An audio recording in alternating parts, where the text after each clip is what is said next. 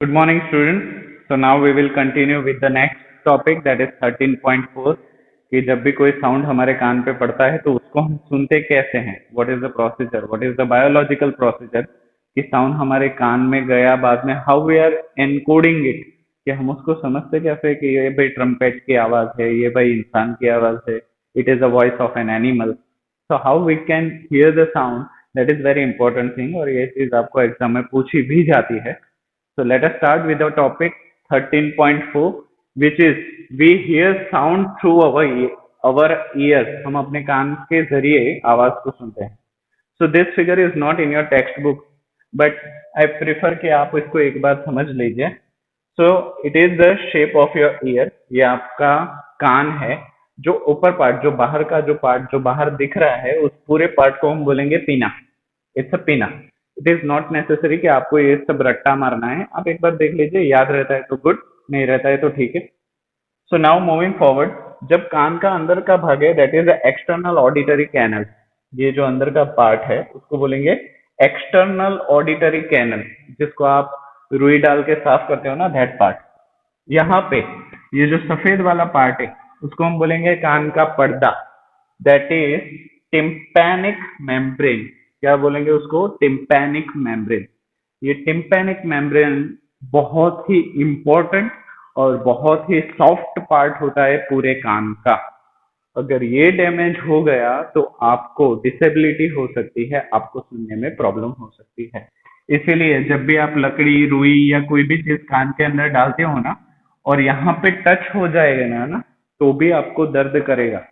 So if you have a scratch over here, so you will feel a tremendous pain. इतना कान में pen हो जाएगा, and you will suddenly, तुरंत ही you will lose your hearing. मतलब आप अपना सुनने का क्षमता, you will lose it.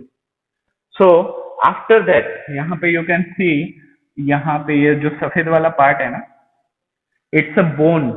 हड्डियां हैं ये हड्डियां बहुत ही छोटी, जैसे घड़ी में जैसे कांटे होते हैं ना, उतनी ही पतली और छोटी हड्डियां यहाँ पे होती है.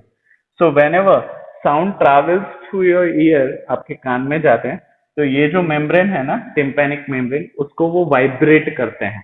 हमने देखा ना कि वाइब्रेशन होगा तभी साउंड होगा. तो बाहर से जो साउंड वेव्स आ रही हैं ऐसे ऐसे घूम के, वो इस पर्दे को आगे पीछे करेंगे. जैसे बाज वाले स्पीकर आगे पीछे होते हैं ना, in the same way this tympanic membrane will vibrate, oscillate to and fro, आगे पीछे होगा. इसके आगे पीछे होने की वजह से ये जो हड्डियां कनेक्टेड हैं वो हिलेगी. इसके हिलने की वजह से ये जो कोकलर है, COCHLER, यहाँ पे बोलोगे सर कॉचलर क्यों नहीं बोलते? क्योंकि केमिस्ट्री नहीं बोलते, हम केमिस्ट्री बोलते हैं, CH होता है फिर भी. So it is a cochlear. तो कॉकलर क्या करता है? वो सारे साउंड वाइब्रेशन को सिग्नल्स में कन्वर्ट करता है, इलेक्ट्रिक सिग्नल्स. और वो इलेक्ट्रिक सिग्नल्स यहाँ पे जो पीले वाले वो है ना लाइन, वो हमारे दिमाग में जाते हैं, और दिमाग में right side and left side of the brain will encode it कि भाई आवाज ये किसकी है. That is how year works. तो आपको ये पार्ट जो टिम्पैनिक मेम्ब्रेन है वो आगे और डिस्कस करने के लिए मिलेगा. So moving forward, the shape of the outer part of the ear is like a funnel. कान का बाहर का हिस्सा एक फनल की तरह हुआ दिखता है. When a sound enters to it, it travels down a canal at the end of which there is a thin stretch membrane.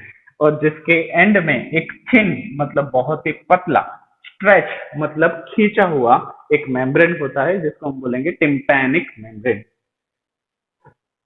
It is called the ear drum. उसको आप टिम्पैनिक मेम्ब्रेन बोल सकते हो बायोलॉजिकल लैंग्वेज में, और generally उसको ear drum भी बोल सकते हो.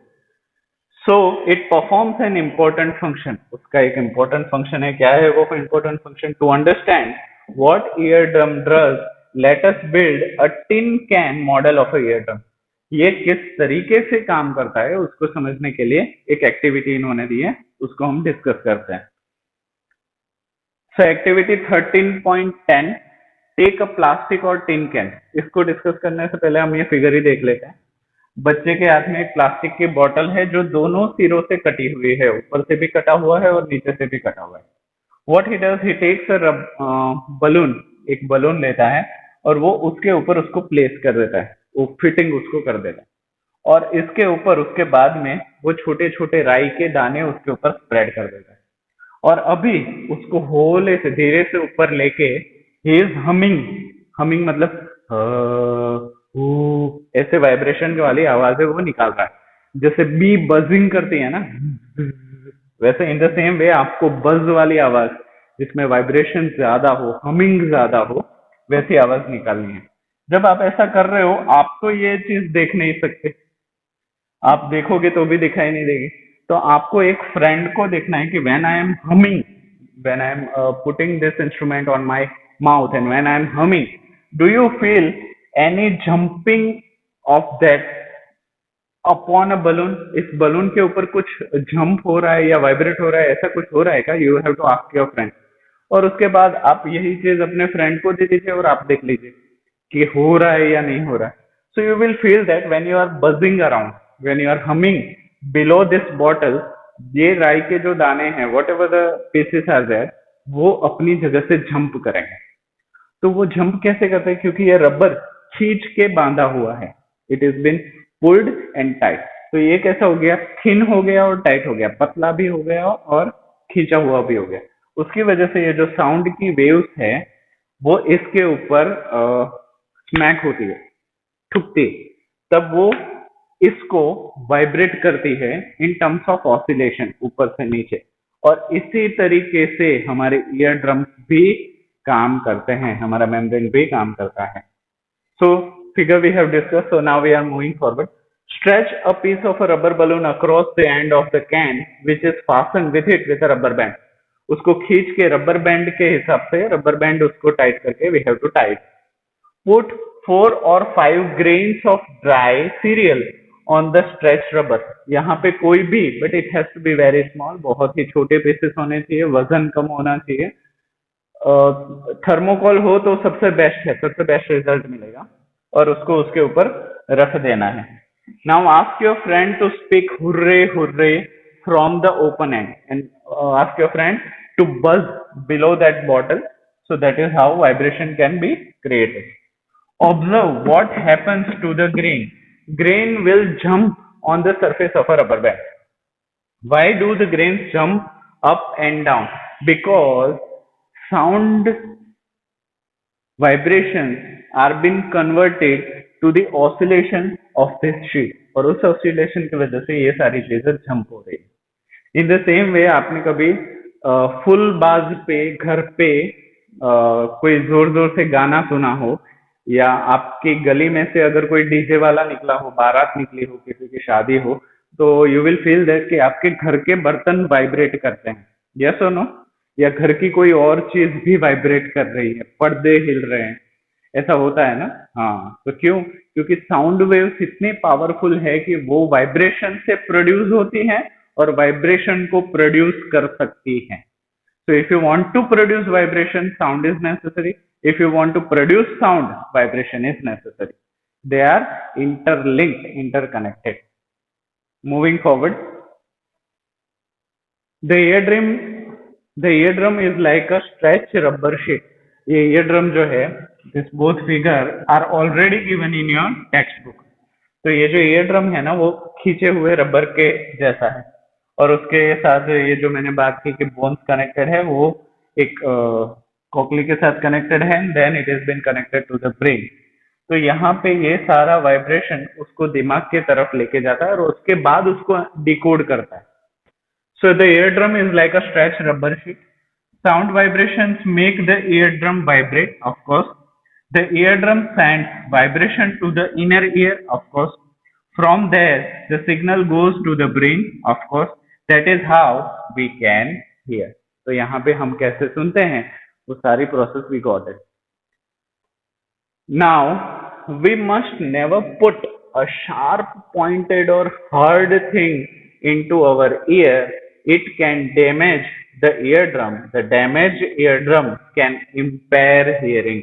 Impair मतलब ये रिपेयर जैसा नहीं है, impair मतलब खराब कर देना। Impair hearing मतलब सुनने की कैपेसिटी को कम कर देना। रिपेयर बोलते हैं so you are resolving something, but impair का मतलब है किसी चीज को खराब करना। You are getting my point? तो यहाँ पे इम्पेयर एंड रिपेयर वो दोनों ऑपोजिट वर्ड है, you have to understand. So यहाँ पे देखिए it is a ear drum, और यहाँ पे कोई भी आप हो मैं हो, जनरली हम ना अपने कान के साथ खेलते रहते हैं. We are putting some sticks in our ear, so that is how ये जो ईयर ड्रम है, there are surely a chances it will get ruptured, yes और नो. और इस रप्चर की वजह से you will lose your hearing capacity. It is a true image कि जिसकी वजह से आपको कान में प्रॉब्लम हो जाएगा. Look at this figure. तो उसकी वजह से भी आपको प्रॉब्लम हो सकता है. सो from this 13.5 we will continue in next online session. Till then, thank you so much and revise well.